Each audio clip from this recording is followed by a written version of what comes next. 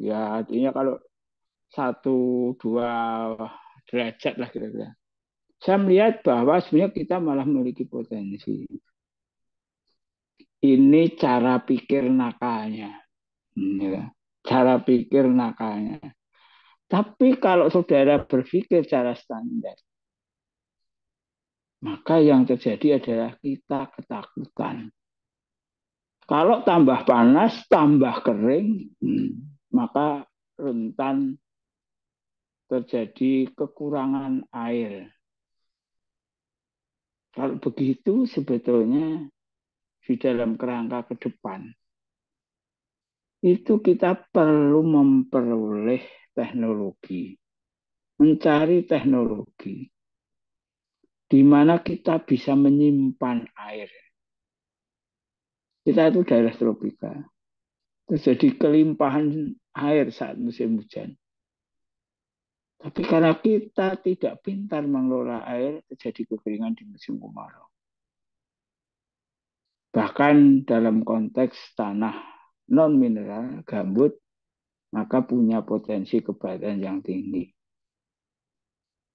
Oke, dari situ secara teknis, perubahan iklim dalam konteks sinar matahari yang melimpah dan lebih panas barangkali bisa menjadi peluang untuk menghasilkan sistem produksi lebih banyak. Syaratnya kita harus mampu mengelola air kita.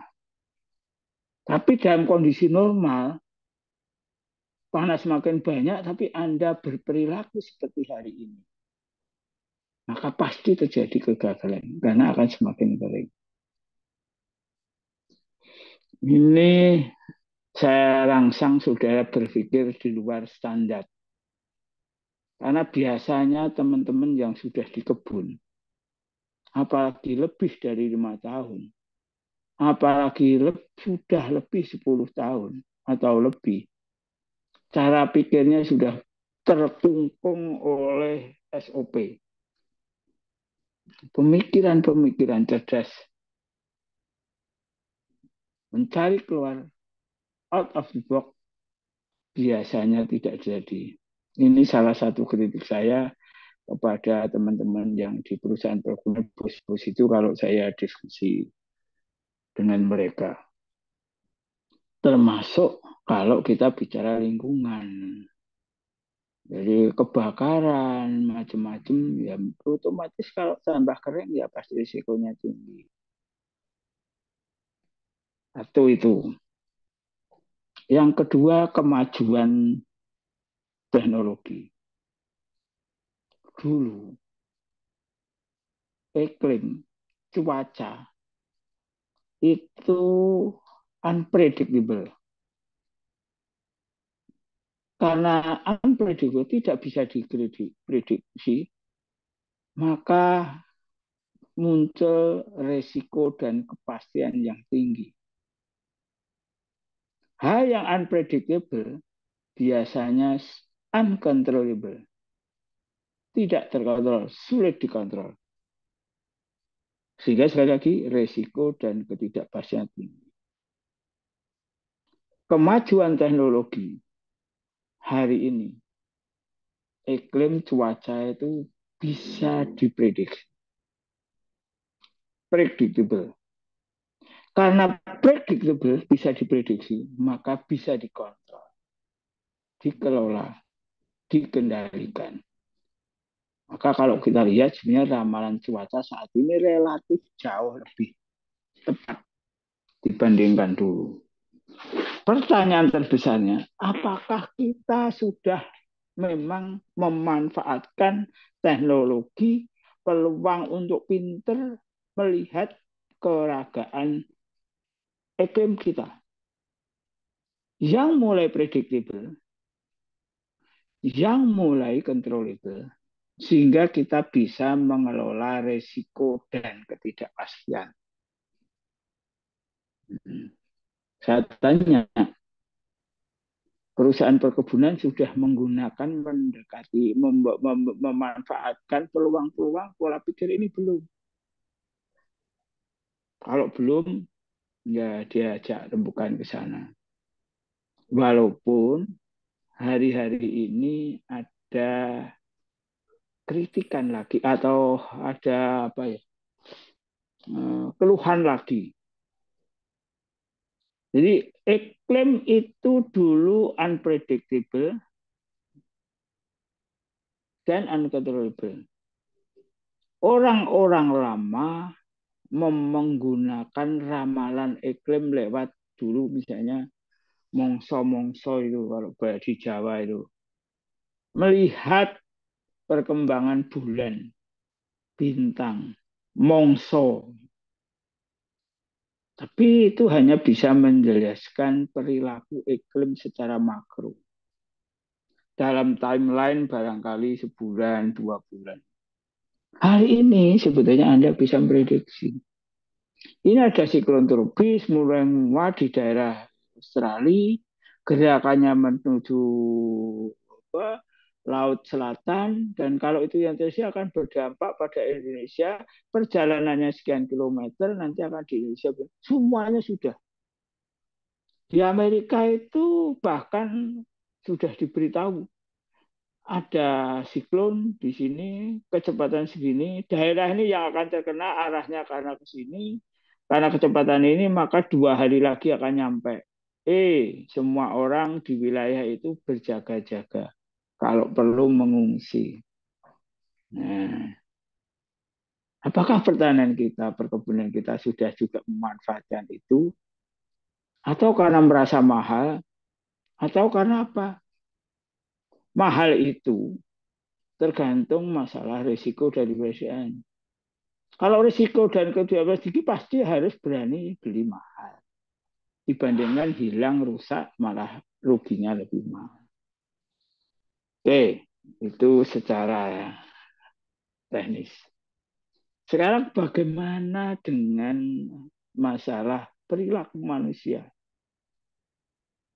Khususnya pengelola, khususnya pemimpin, manajer. Di dalam dinamika yang seperti ini, sebetulnya kita membutuhkan pemimpin yang punya agility tinggi, luas, fleksibel, dan cerdas. Berani mengantisipasi, berani membuat keputusan. Cepat di lapangan. Karena dinamika di lapangan itu sangat-sangat cepat dan membutuhkan keputusan cepat. Sayangnya, hari ini di perusahaan perkebunan orang masih berpikir bicara masalah SOP. SOP itu hanya capaian standar. Hari ini SOP tidak cukup. Dulu saat Belanda masuk membangun kebun, mengajari kita ke SOP. Kenapa? Ya karena kita dulu tidak pinter, tidak terampil, sulit mengelola, mengawasi orang. Karena daerah-daerah perkebunan remote dan berdimensi luas. Kira-kira kan begitu. Hari ini kondisi sudah berubah. Bekerja dibantu teknologi, mengawasi orang bisa dibantu teknologi. Ya, dan semua kondisi lapangan agroklimat mestinya bisa predictable, maka semestinya tata kelola pola kepemimpinan harus berubah. Dulu zaman Belanda, karena saya lagi orang pati pinter, orang tahu distandarisasi pekerjaan lewat bekerja SOP. Hari ini Jinwei sudah masuk di kebun. Jinset dan juga. Generasi milenial ini wis gak cocok kalau dikelola dengan pola kepemimpinan yang berbasis komando, berbasis SOP. Mereka cukup diberitahu SOP itu capaian standar. Kalau Anda pengen berprestasi lebih, Anda harus lebih dari sekedar SOP. Anda harus mampu melakukan tindakan-tindakan cepat. dari sekedar baca SOP atau pertanyaan terbesarnya. Apakah pola kepemimpinan di kebun sudah mengarah ke sana? Jangan-jangan yang terjadi ya seperti dulu. Cuma nuding-nuding pokoknya. Bahkan kebun binatang bisa jadi perkataan harian. Walaupun saya pikir yang itu mungkin sudah hendak lah. Tapi pokoknya SOP. Pada saatnya pola kepemimpinan, kebun manajemen orang-orang di kebun harus berubah. Dan untuk suksesnya itu, kebun butuh pemimpin transformasi. Leadership transformation. Itulah inti nanti perkuliahan saya yang bisa jadi akan sangat menarik pada saatnya. Saya akan ngajari ke sana.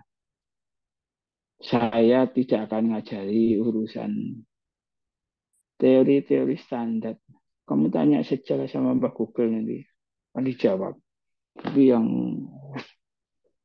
yang kira-kira menantang, nyenengke baru kita mainkan itu.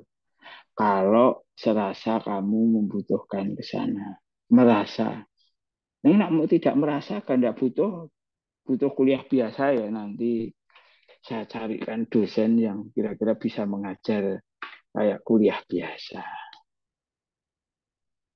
Oke ya, apakah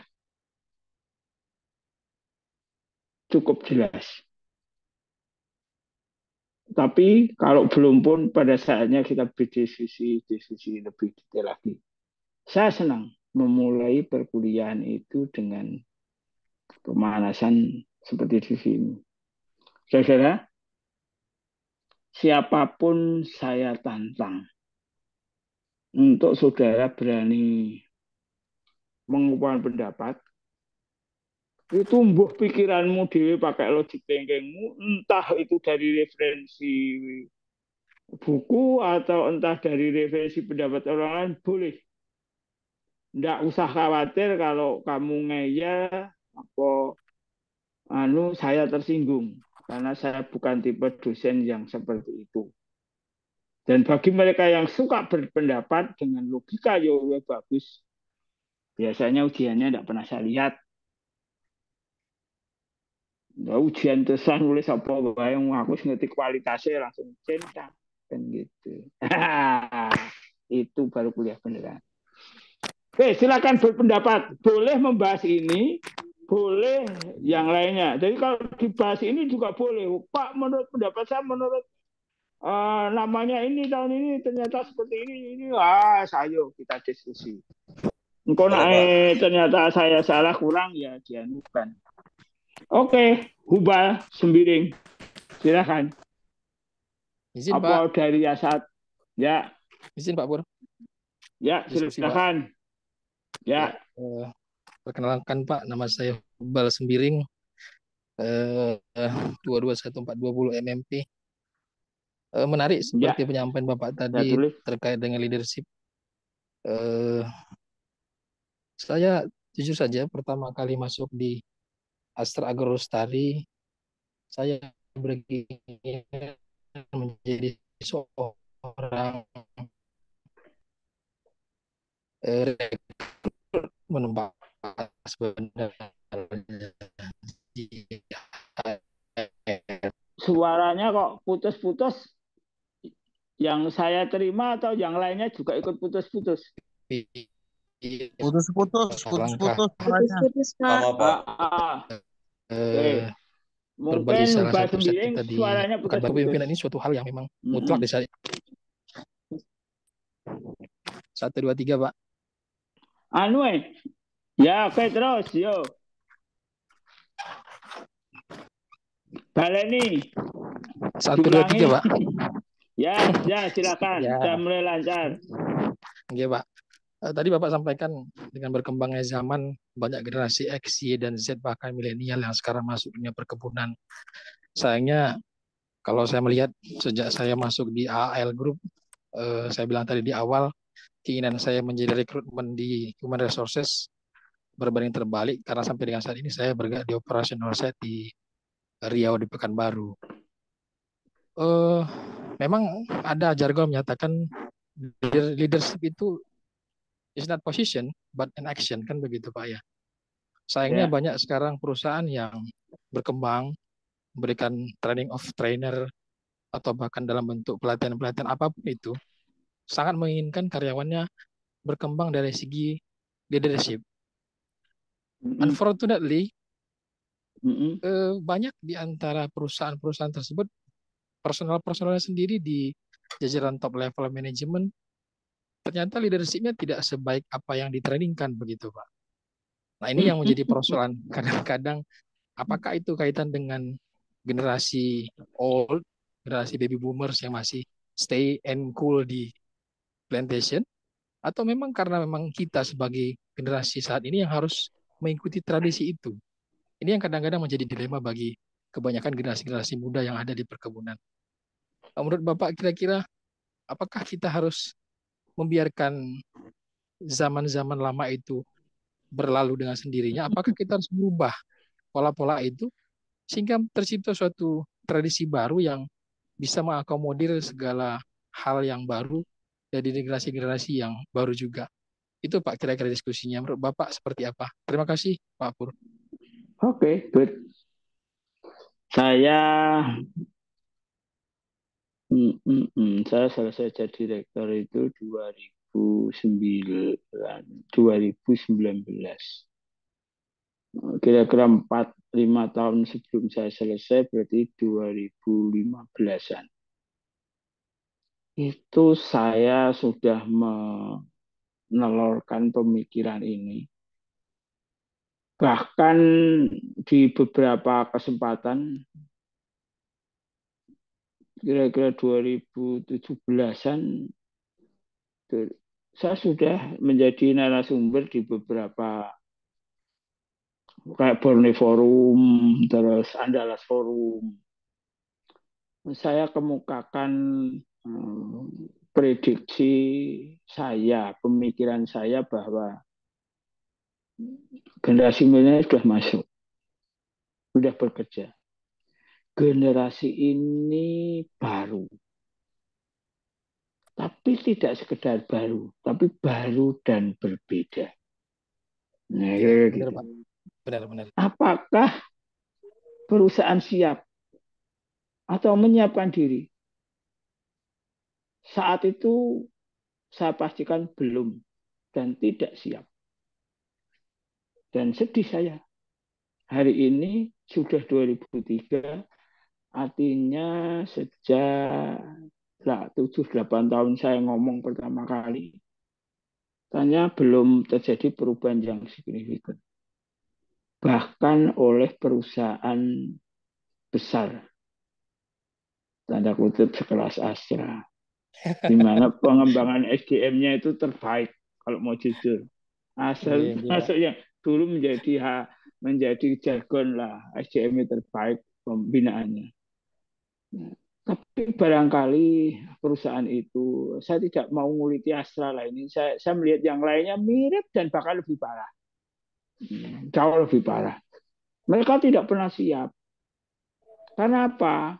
Hari ini Anda dipimpin oleh orang-orang yang bekerja 10-15 tahun yang lalu adalah generasi baby boomer. iya, Di benar Pak. mana waktu dia jadi seperti kamu, dipimpin oleh generasi old. Iya, Ya, benar Pak, udah. benar. Nah, dulu waktu dia dididik keras, taat SOP, taat wajah gitu. Nah, sekarang itu dia jadi pemimpin. Iya, Seorang manajer GM hari ini pasti sudah berkarya 15-20 tahun, di mana 15-20 tahun dulu dia dididik dengan cara-cara lama. iya, iya. Pertanyaan terbesarnya, perusahaan menyadari enggak bahwa dunia itu sudah berubah. Pola kepemimpinan harus berubah. Nomor satu, dari segi resources sumber daya manusia hari ini sudah muncul tumbuh generasi baru. Sebetulnya setiap waktu pasti ada generasi baru. Tapi generasi milenial ini baru dan berbeda. Ya. Dan membutuhkan penanganan yang khusus. Karena berbeda tadi. Pertanyaannya, bos-bosnya komandannya manajer GM itu yang lulusan baby boomer atau generasi baby boomer dulu dididik kerja keras. Kamu harus berjalan. Planter hebat adalah planter sejauh mana kamu setiap hari berjalan. Sampai sikile ngapal. Lah apa ya masih seperti itu. Sekarang ada motor, ada drone. Ya kalau saya ngawasi tak kasih drone, ya loh. Kalau perlu tak kasih HP. Kebun saya berikan sinyal yang kuat sehingga dia di mana saja kalau GPS HP-nya di UDP disuruh itu HP Cina 200.000 aja sudah ada GPS-nya sudah itu suruh bawa kemana-mana kan kita bisa monitor. Ngapain harus jalan-jalan kakinya lecet gitu. Drone pupuk dulu sulit di daerah dalam ini dipupuk tidak dipupuk. Hari ini saya terbangkan drone, mau di situ kelihatan gaun yang menguning semuanya pasti sudah dipupuk. Ya sudah, asistennya atau mandor di dicencang nenggone apa itu dicencang itu apa bahasa Indonesia ini? Diikat di pohonnya yang kuning-kuning itu selesai. Gini, Pak. Nah, tegas dan malah itu kira-kira ke situ. Jadi itulah yang harus dipikirkan, dianukan. Bahkan saya pernah ada satu perusahaan gitu manajer HRD GM-nya itu sangat paham apa yang saya omongkan. Terus piye Pak ini ngubah ya gampang. Teori ini yang rubah dulu itu harus bos-bosnya itu. Hari ini banyak bos-bos di perkebunan kelapa sawit itu cuma bisa menghitung pakai kalkulator. Iki sakmene. Marginnya kudu segini karena itu kosnya harus segini. Nah, regane mudun kating kos. Zaman gini memiliki kebun masih seperti itu. Apa kata dunia? Kan gitu logikanya. Iya, iya, iya. Atau ada yang punya pengalaman lebih bagus. Ini ya, ini ada berapa ya? Ini masih sana mas kira guys. Wis 20 selawe, 28 ini kalau ada 25. Adakah yang saudara-saudara bekerja di perusahaan perkebunan ini perusahaannya sudah mengarah kepada beberapa? Karena saya tahu persis ada beberapa yang saya beberapa kali diminta untuk apa training mereka atau apa itu sudah mulai sedikit sedikit berubah. Tapi belum banyak. Dan nanti akan saya jelaskan bahwa kalau kita untuk dalam dinamika yang seperti ini kita butuh pemimpin transformasi. Oke, Dan makasih Pak Pur. itu harus dimulai dari atas, kira-kira gitu. Ya, Oke. ya, makasih Nah, Pak. silakan ada yang lainnya. Oh, tenang wae, kuliah karo aku pokoknya digawe santai. Itu undang nyepake kopi atau kritikan itu nak separek ngantuk tidur.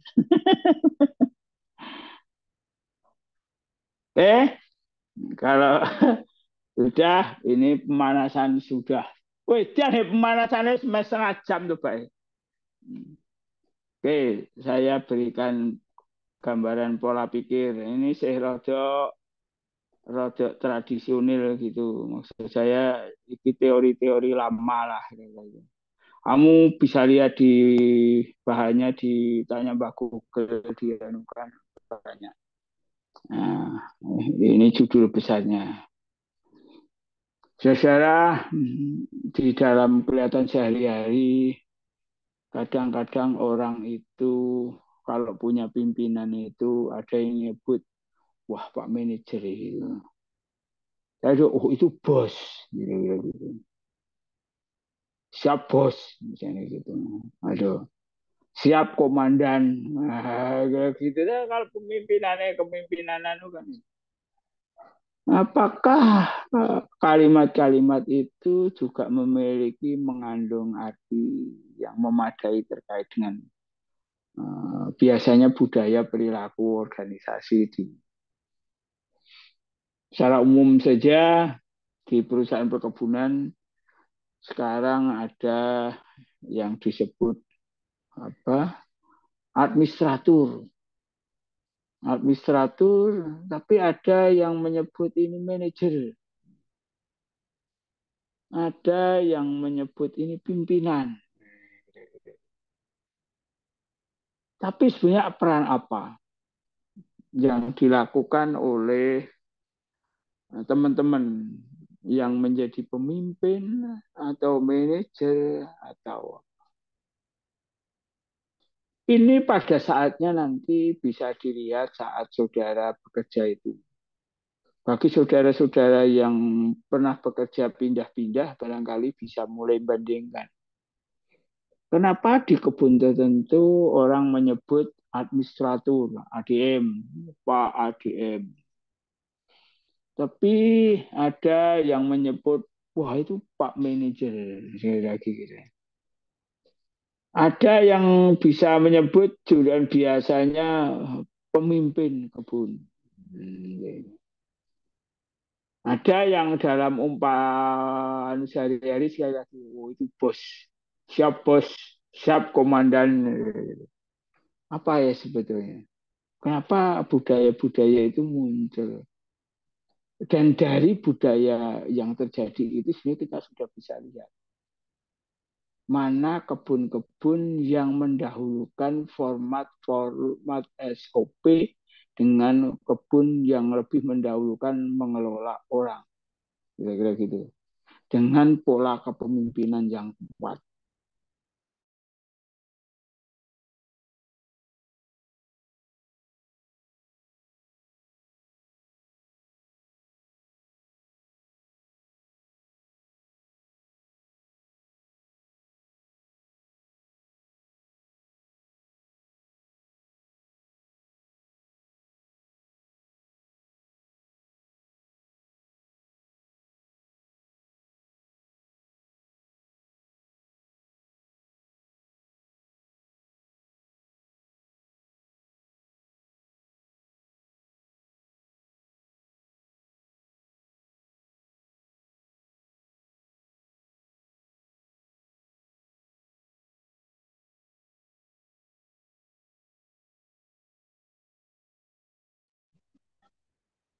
Halo Pak, hilang suaranya Pak?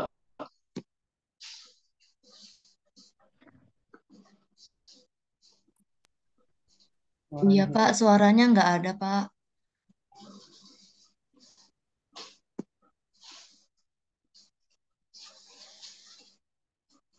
Halo, halo.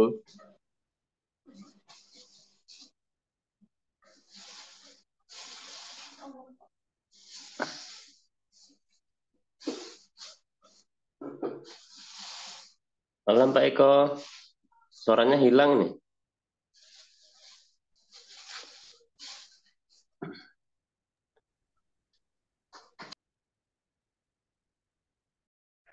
Baik Pak, kami konfirmasi terlebih dahulu Pak. Terima kasih Pak Eko.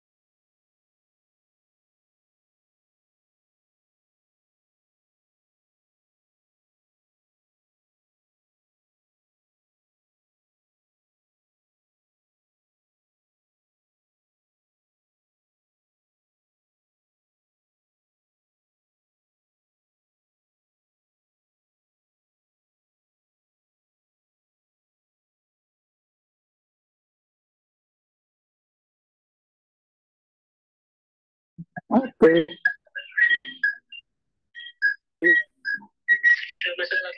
Ah, saya muka-muka ini coba Ya Pak, udah bisa Pak, dengaran suaranya. sudah bisa lagi. Oke, Ya, Pak. iya Dengar Pak, ini suaranya, Pak. tadi suaranya hilang Iya Pak, hilang Pak. atau suaranya didengar Suaranya tapi hilang. gambarnya yang hilang. Suaranya hilang Pak, gambarnya terlihat. Oh, kalau sekarang clear ya? Sekarang suaranya sudah clear Pak, tapi belum ada share screen. Oh ya, Belum ada suara. tak share screen.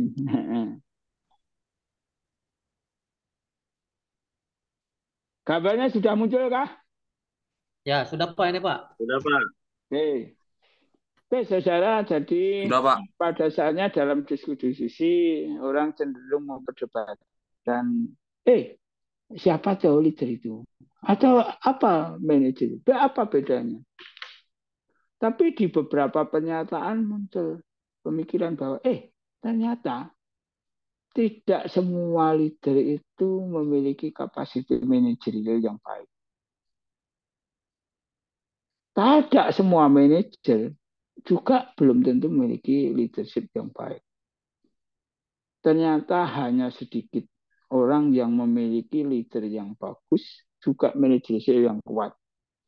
Dan itulah leaders yang sebenarnya. Leader legenda.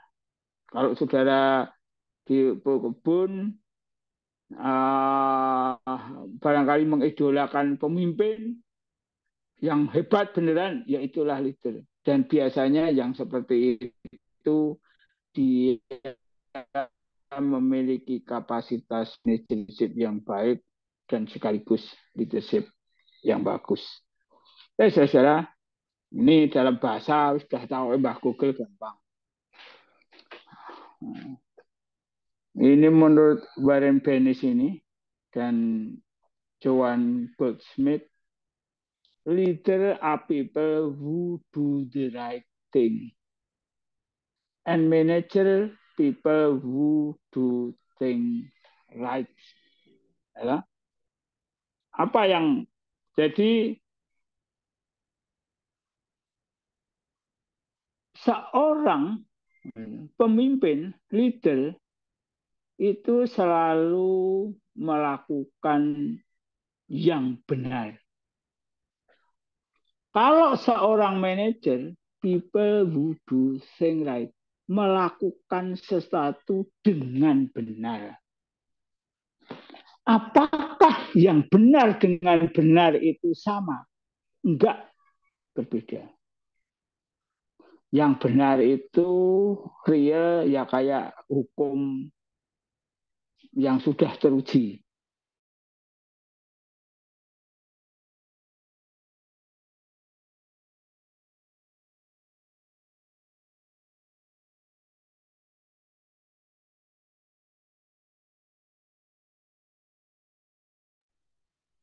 Mohon maaf Pak, suaranya hilang kembali.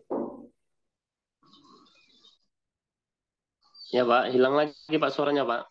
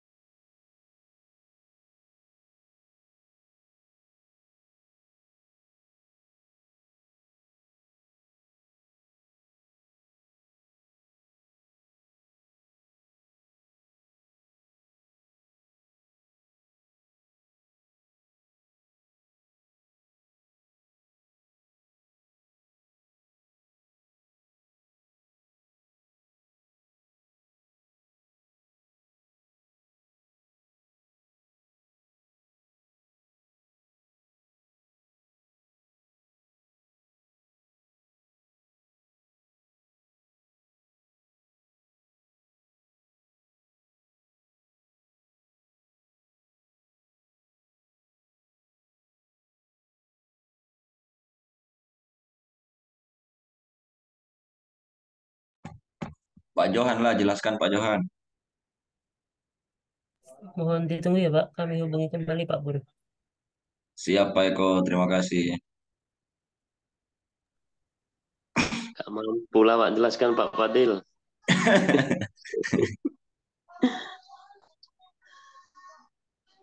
Senior agronomi.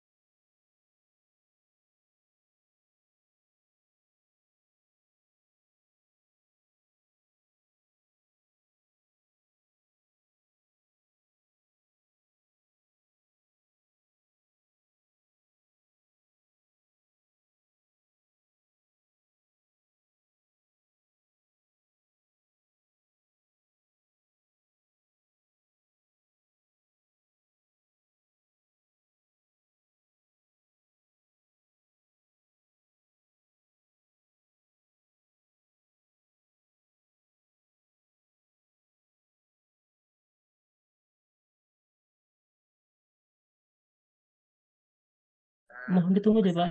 Pak Pur sekian akan join kembali.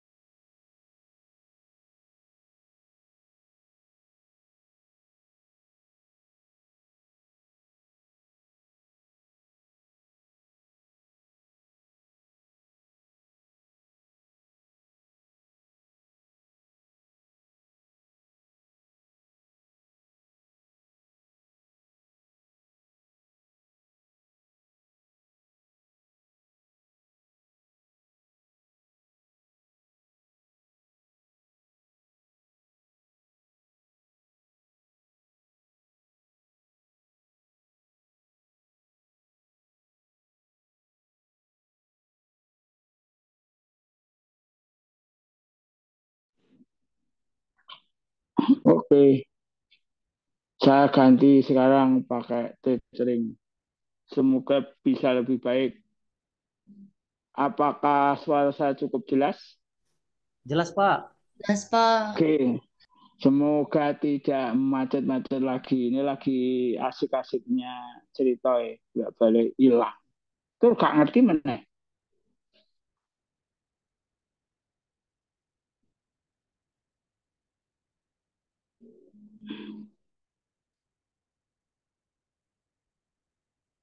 Oke, gambarnya PPT-nya kelihatan ya.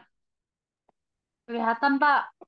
Oke, jadi dah sekarang rada dicepetke. Mungkin terlalu menikmati hidup lah ngomong saya supaya jelas. Jadi ada dua karakter di dalam pola kepemimpinan, leadership dan konteks bagaimana orang memerankan sebagai leader atau di manajer. Leadership bicara memimpin, manajemen bicara mengelola. Seorang pemimpin selalu memiliki kapasitas terkait dengan selalu melakukan inovasi. Otaknya selalu berusaha mengembangkan. Caranya apa? Selalu dia memberikan inspirasi kepada anak buahnya. Dan dia selalu berpikir jangka panjang, bukan sekedar target-target jangka pendek. Kalau dia ketemu anak buahnya, dia selalu bertanya, ada apa? Kalau ada masalah itu. Terus dicari mengapa. Kayak gitu. Karena dia akan mencari solusi dengan membangun inovasi, kreativitas mereka. Seorang pemimpin selalu memunculkan, jadi dia selalu berusaha untuk membangun effort-effort dan produk-produk output baru. Selalu memecahkan rekor baru bahasa kerennya. Dan karena itu mereka selalu pasti menantang status quo. Menantang status quo, tidak mau hal yang zona nyaman itu tidak mau. Di saat hari ini banyak orang yang pengen hidup pada zona nyaman. Maka dia selalu memiliki karakter melakukan sesuatu yang benar. Sedangkan orang-orang yang memiliki kekuatan manajership, dia berpikir itu mengurusi lakukan sesuai SOP. Maka dia selalu hanya mempertahankan. Supaya bisa bertahan, dia berpikir dengan mengendalikan. Hari ini banyak orang di kebun berpikir mengurus berbasis SOP dengan cara mengendalikan orang. Mereka berpikir hanya ada untuk jangka pendek. Apa? Target-target jangka pendek. Karena itu kalau targetnya tidak capek, maka yang dia tanyakan, cara bertanyanya adalah bagaimana toh? Kenapa? Ada. Terus kedua, bagaimana kok tidak bisa capai target? Terus kalau gitu kapan selesainya? Nah, kira-kira gitu. Seorang manajer itu pikirannya hanya berpikir dia bukan lagi memunculkan yang baru, tapi lebih pada mengawali. Oh, saya sudah duluan. Tapi sama yang dilakukan dengan yang lain. Hanya lebih dulu atau lebih belakang.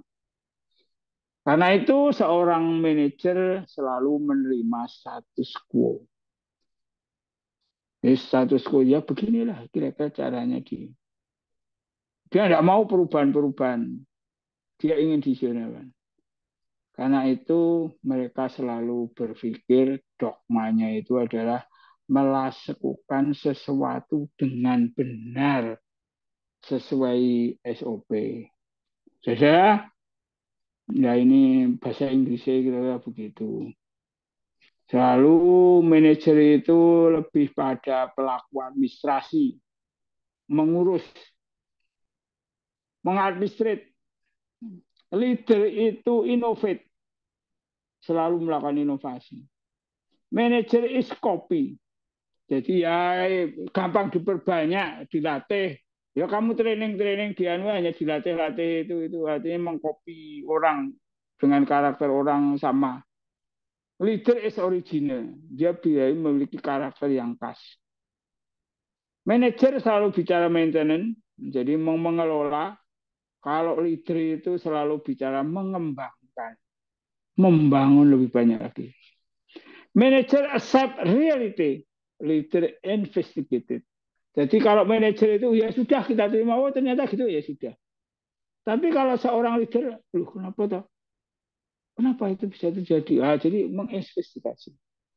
Manager fokus on system and structure. Bicara SOP. Leader fokus on people. Jadi bagaimana mengelola, menggerakkan, memotivasi orang.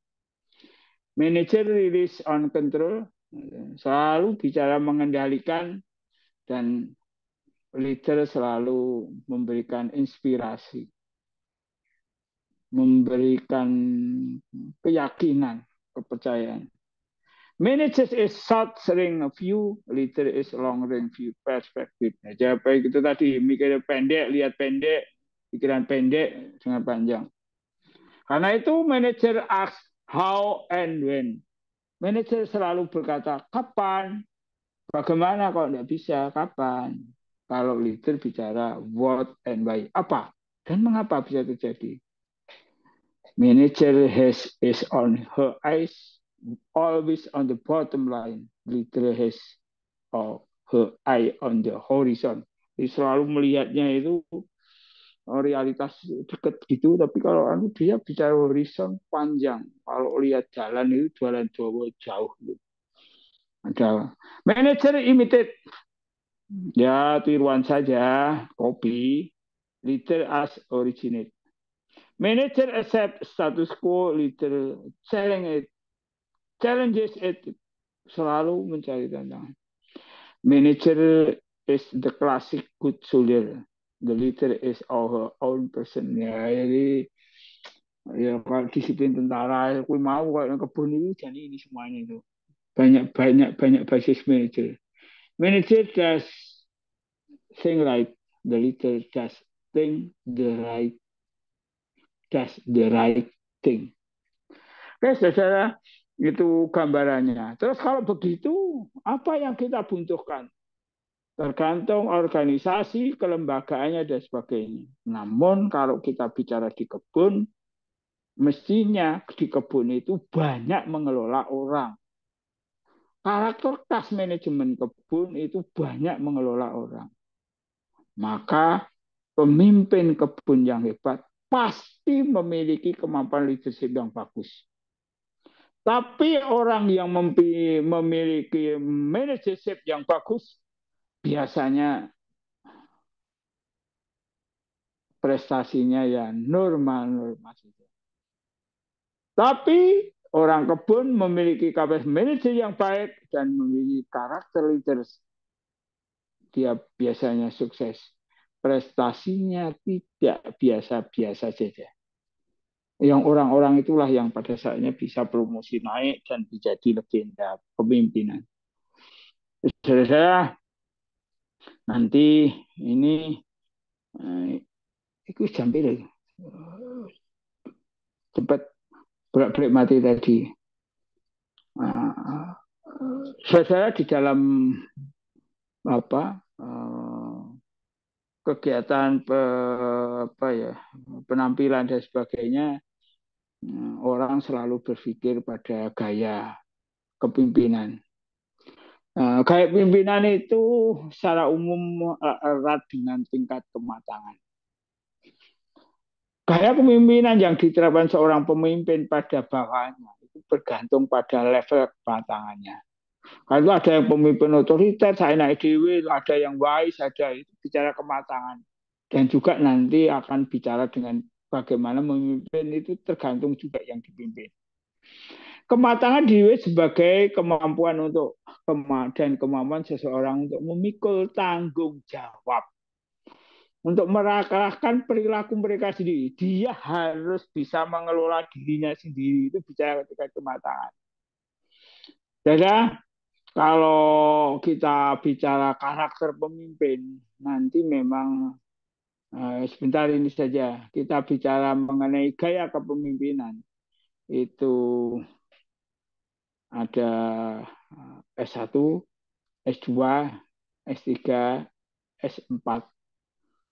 Seseorang memiliki gaya pemimpinan selalu mengarahkan, directing. Directing itu orang harus memberitahu, ngawal, nyontoh, ini kira-kira.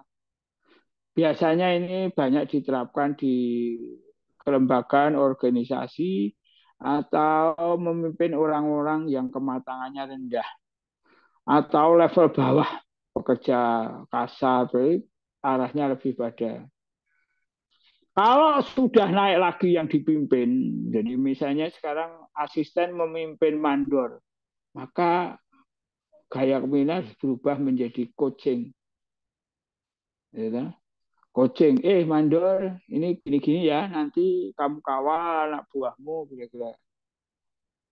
Kalau sudah naik lagi asisten dan asisten kepala atau manajer sudah bicara mengenai supporting.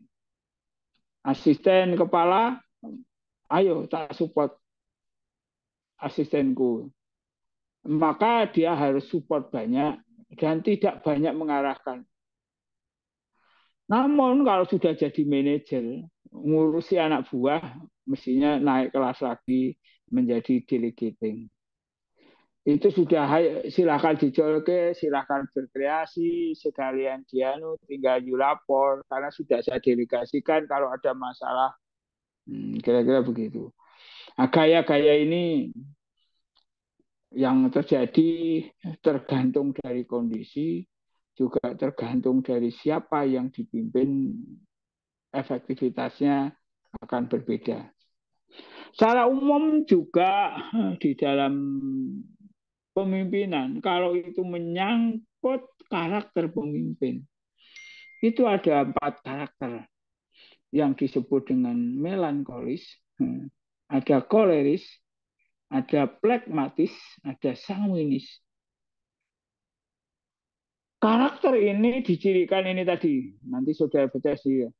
Kalau melankolis itu cenderungnya rela berkorban, estetitis, berbakat, analis. ditekun disiplin. Tapi kelemahannya dia teoritis, pemurung, pembalas, gitu. Suka menyiksa, berpikir negatif, kurang bermasyarakat. Itu tipe pemimpin yang melankolis tadi. Sedangkan tipe pemimpin yang pragmatis itu cenderungnya cuek, tapi objektif. Dan dia ngomong diplomatis. Cenderung tenang, kalem, berpikir efisien teratur, dapat diandalkan. Tapi tetap praktis dan humoris. Kelemahannya apa? Orang-orang seperti ini selalu menyelamatkan diri sendiri. Jadi kalau ada masalah, lari. Suka menunda-nunda. Tidak punya motivasi. Suka khawatir. Biasanya tidak tegas. Nah, usah tegas penakut. Neng egois. Gitu. Itu negatifnya. Gitu. Bagaimana dengan tipe pemimpin yang sanguinis? Orang itu senang gosip itu, suka besar-besarkan masalah lah. Emosinya biasanya tidak produktif, tidak stabil, ya kerjanya tidak terlalu bagus, tidak disiplin dan ego statusnya tinggi. Orang-orang seperti ini tapi ramah, antusias, responsif, banyak bicara, berbelas kasihan, ada sebagainya. Ini positifnya, ya, yang tadi yang negatifnya. Bagaimana dengan karakter korelis? Orang-orang ini memiliki kemauan yang keras, independen, memiliki visi yang kuat, berpikir praktis, produktif, dan menjadi pemimpin yang tegas. Cuma kadang-kadang yang seperti ini ceroboh. Orang melihatnya sebagai orang yang kejam, otoriter, dominan, gitu. Sulit mengampuni, merasa puas diri sendiri saja. Adalah sarkastis dan suka marah, kadang-kadang dingin dan tidak emosional. Oke, saudara, pada saatnya saya lagi kalau kita bicara tingkat kematangan daya kepemimpinan ini.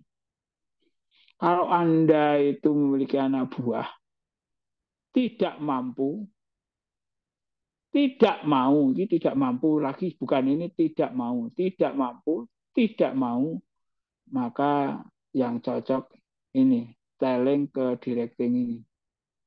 Tapi kalau orangnya tidak mampu tapi mau, itu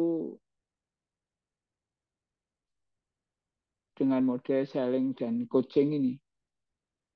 Orangnya mampu, tidak mau atau ragu, participating, supporting.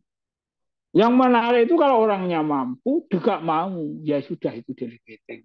Nah, sekarang kalau Anda hidup di dalam sebuah pola kepemimpinan, memimpin itu Anda di bagian mana?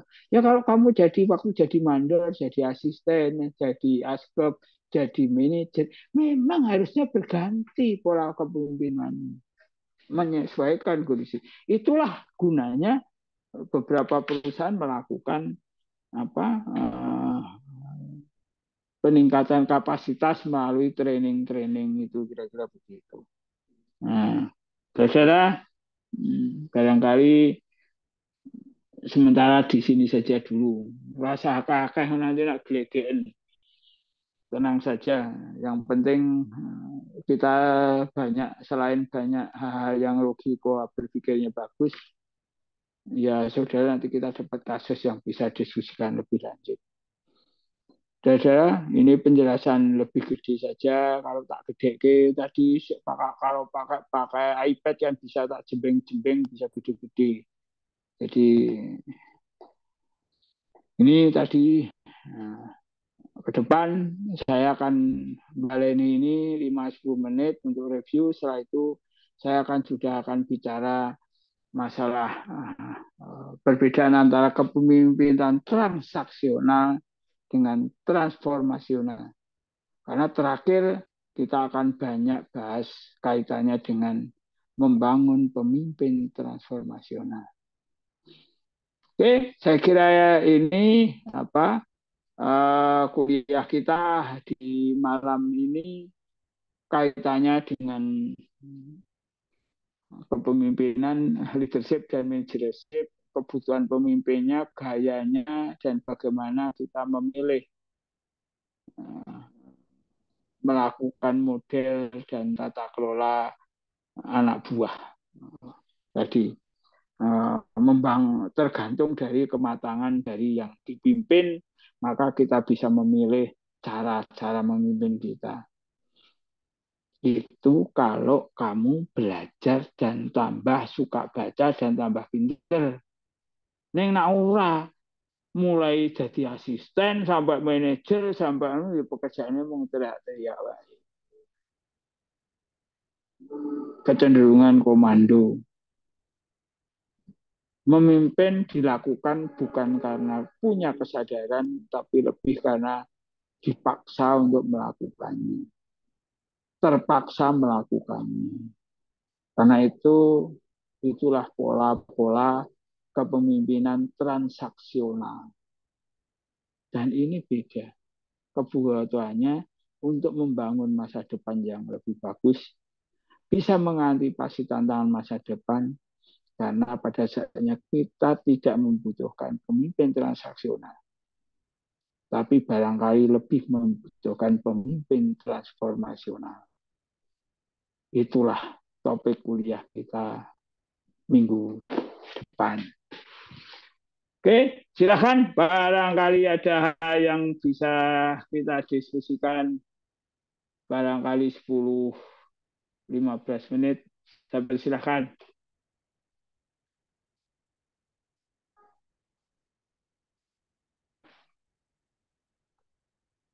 Kalau tidak ada, ya sebetulnya memang otak kita itu terbatas. Jadi wis unek-uneken, wis mulai bosen. Kalau dipaksa namanya dosennya memperkosa. Karena itu cukup sekian, dan saya minta maaf kalau perkuliahan tadi mandek-mandek karena potongan-potongan menjadi sebuah kecelakaan oleh masalah teknis di luar kendali saya. Sampai ketemu di kesempatan minggu depan. Terus jaga kesehatan, terus bugar supaya bisa terus berkarya. Ya. Terima kasih. Terima kasih, Pak. Baik, Pak. Terima kasih, Pak. Terima kasih, Pak. Terima kasih Pak Pur. Ya. Malam, Pak. Terima kasih. Selamat malam, Pak.